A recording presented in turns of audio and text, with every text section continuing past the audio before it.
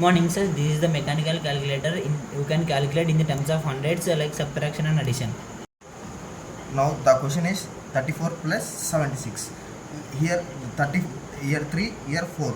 We have to rotate this for 6 times.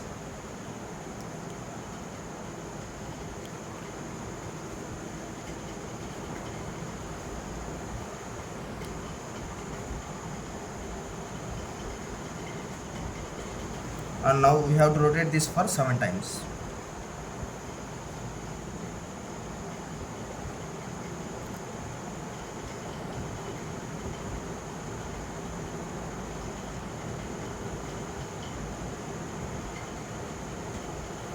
Now the answer is 110.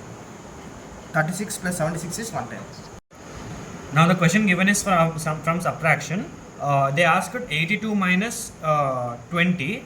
So in 8 in the tens place and 2 in the ones place. Now it should the tens place should be rotated by 2 in the clockwise sense.